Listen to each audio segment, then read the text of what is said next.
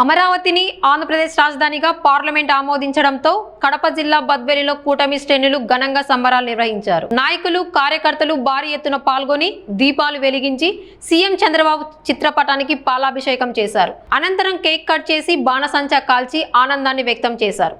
ఈ సందర్భంగా DCC bank chairman Suryanarayana Reddy మాట్లాడుతూ అమరావతి నిర్ణయం 5 కోట్ల ఆంధ్రుల ఆకాంక్షలకు నిదర్శనమన్నారు. రైతుల పోరాటానికి న్యాయం జరిగిందని పేర్కొన్నారు. జై అమరావతి, జై ఆంధ్రప్రదేశ్ నినాదాలతో బద్వేల్ వీధులు మారుమోగాయి.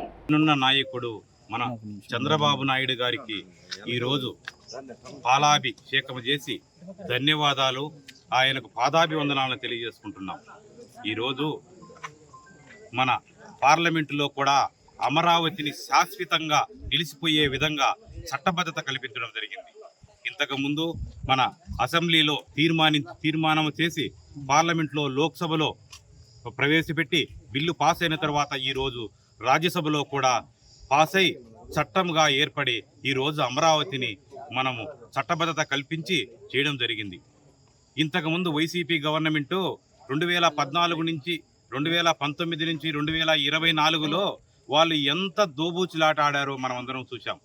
3 ముక్కలాట అనడము చేసిన ప్రభుత్వాన్ని ఆ రోజు తెలుగుదేశం పార్టీ 2014 నుంచి 19 వరకు ఉండినప్పుడు నాకు ఎలాంటి ఇబ్బంది లేదన్న జగన్మోహన్ రెడ్డి గారు ఆ రోజు ఇదొక్క ఆయన పరిపాలనలోకి వచ్చిన వెంటనే దానిని మనకు మూడు రాజధానులు కావాలని ఆ యొక్క అమరావతిని పూర్తిగా నిర్వీర్యం చేసిన జగన్మోహన్ రెడ్డి గారు ఈ రోజు ప్రజలు భయభ్రాంతులయ్యారు. ఆ రోజంతా ఇప్పుడు కూడా మన చంద్రబాబు నాయుడు గారు రావడం వలన ఈ యొక్క అమరావతికి చట్టబద్ధత కల్పించి మన యొక్క ఆంధ్రప్రదేశ్కు ఒక రాజధానిని ఏర్పాటు చేయడం జరుగుతూ ఉంది.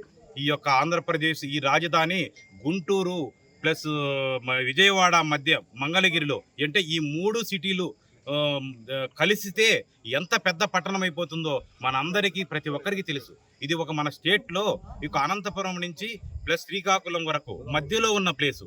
ఇది ఒక ప్లేసును చూస్తే మనకు అద్భుతంగా తయారైందని ప్రతి ఒక్క యువకునికి, ప్రతి ఒక్క నాయకునికి, ప్రతి ఒక్కరికి తెలుసు ఇంత గొప్పగా రాజధాని కావాలనేది.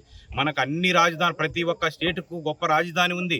మనకు రాజధాని లేని లోటును ఈరోజు మన ముఖ్యమంత్రి వర్యులు చంద్రబాబు నాయుడు గారు, అలాగే నరేంద్ర మోదీ గారు, అలాగే పవన్ కళ్యాణ్ గారు వీళ్ళంతా కలిసి ఈరోజు ఈ చట్టబద్ధత కల్పించేందుకు ఎంతో పోరాడి ఈరోజు చట్టబద్ధత కల్పించడం జరిగింది. అందువలన మన అందరము కూడా వారికి మరొక్కసారి పాదాభివందనాలను తెలియజేసుకుంటూ ఈ యొక్క మన చంద్రబాబు నాయుడు గారికి, మన పవన్ కళ్యాణ్ గారికి, మన లోకేష్ బాబు గారికి, ప్రధాని మోదీ గారికి ధన్యవాదాలను తెలుపుకుంటూ